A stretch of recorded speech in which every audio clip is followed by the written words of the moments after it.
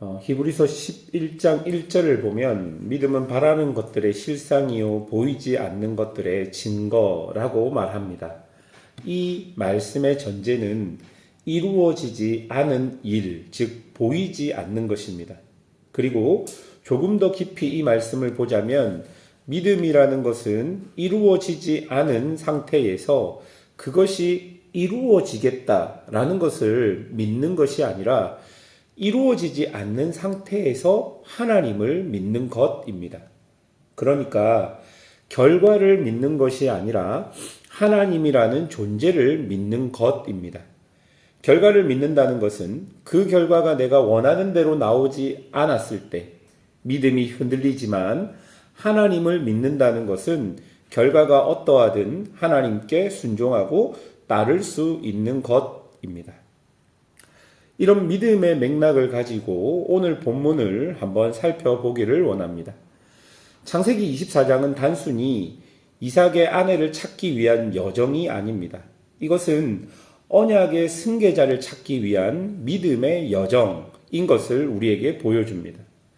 아브라함은 이 여정을 오로지 여호와 하나님의 뜻을 따르기 위해 기도하고 자신이 가장 신뢰하는 종을 보내게 되는 것이죠. 그리고 하나님은 그렇게 믿음의 길을 떠난 아브라함의 종에게 기도한 대로 아브라함의 친족인 라반의 누이 리브가를 만나게 하였습니다. 사실 이 모든 것이 하나님께서 주도적으로 자신의 언약을 이루시는 가정 속에 있다는 것을 본문이 우리에게 보여주는 것이죠.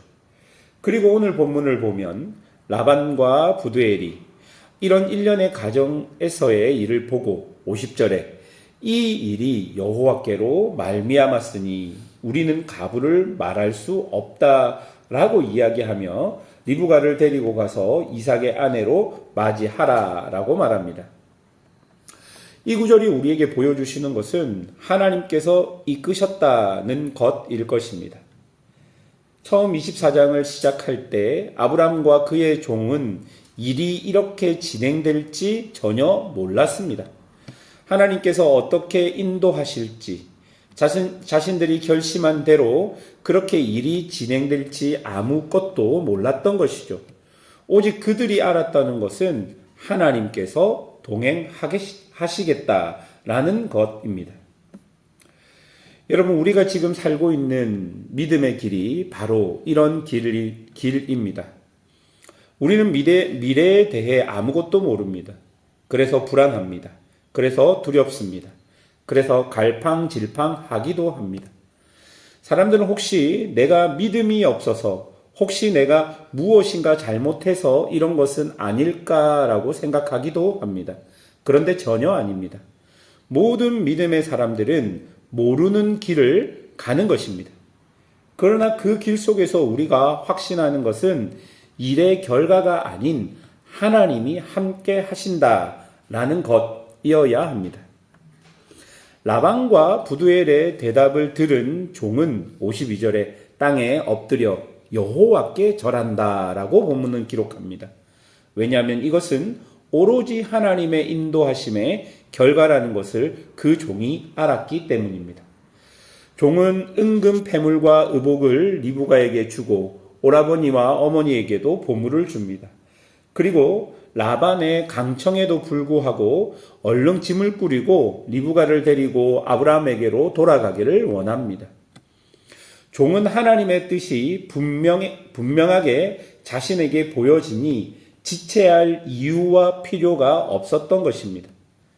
여러분, 이런 마음은 리브가에게도 마찬가지였다라는 것이죠. 58절 보십시오. 리브가를 불러 그에게 이르되 내가 이 사람과 함께 가려느냐? 그가 대답하되 가겠나이다. 매일 성경은 이 부분을 해석하면서 58절에 리브가의 가겠나이다라는 대답이 창세기 12장 1절에서 아브라함에게 주신 하나님의 가라는 명령과 같은 단어였다라는 것을 이야기합니다. 그러기에 리브가의 담대한 순종은 하란을 떠날 때의 아브라함의 순종처럼 하나님의 약속이 성취되는데 중요한 연결고리가 되는 것을 우리에게 보여주는 것이죠. 사랑하는 여러분, 하나님은 당신의 뜻을 이루어 가실 때 하나님의 백성들의 순종을 통해 그 뜻을 이 세상 속에 나타내 보이십니다. 아브라함의 순종이 하나님의 언약을 아브라함과 아브라함의 후손인 이스라엘에게 나타내었던 것처럼 오늘 리브가의 순종 역시 하나님의 언약이 계승되어 이어지고 있는 것을 우리에게 보여주고 있는 것이죠. 여러분 하나님의 말씀에 순종하십니까? 순종은 분명하게 주어진 하나님의 뜻과 명령에 내 몸과 마음을 함께하여 따르는 것입니다. 지금 당장 눈앞에 보이지 않지만 억지로 하는 것이 아니라 그곳에 나를 보내신 하나님의 이유를 생각하며 하나님을 신뢰하며 내 몸과 마음을 움직여 그렇게 주님 앞에 항복하는 것일 것입니다.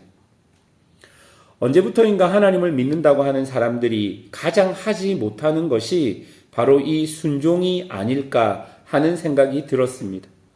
분명하게 주어진 명령도 있는데 게으르고 귀찮아서 그리고 나의 기분에 따라서 순종하지 않고 또한 내게 애매하게 들리는 명령이라면 아예 쳐다보지도 않는 것이 요즘 믿음을 가진 사람들의 모습이지 않을까 생각해 보았습니다.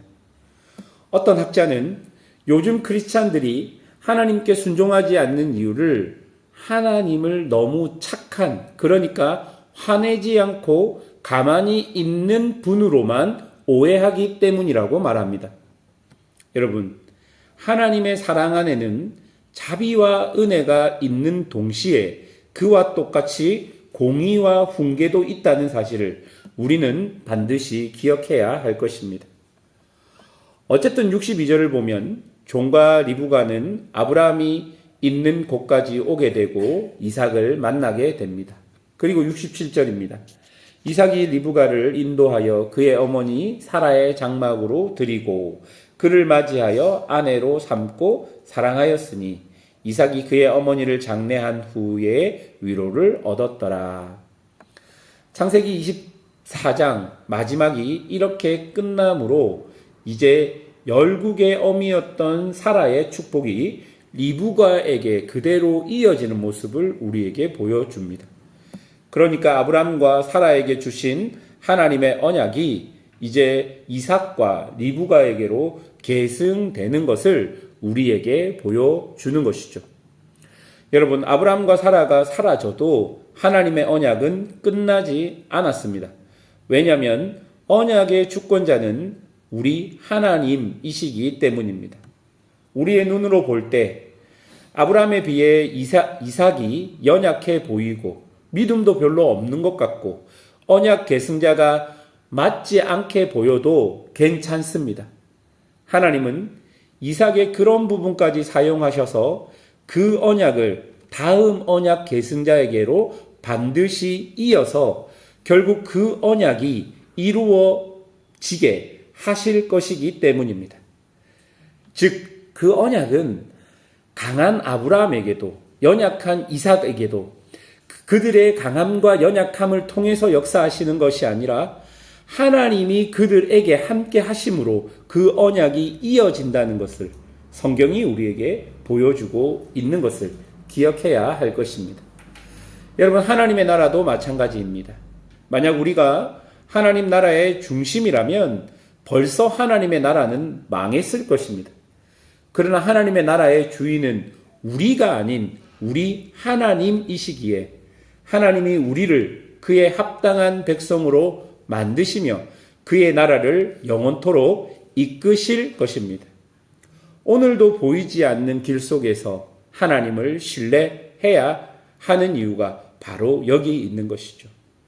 보이지 않는 길 속에서 믿음은 내가 원하는 결과를 내는 것이 아니라 보이지 않는 길 속에서 믿음은 하나님을 보게 하는 것입니다. 결과보다 크신 하나님이 우리를 선하게 이끄신다는 것을 오늘 본문의 아브람과 아브람의 종과 리브가의 입을 통해 본문이 우리에게 보여주고 있는 것입니다. 오늘 말씀을 여러분 마음에 새기면서 믿음으로 살아가는 성도들이 되시기를 주님의 이름으로 축원합니다. 함께 기도하겠습니다.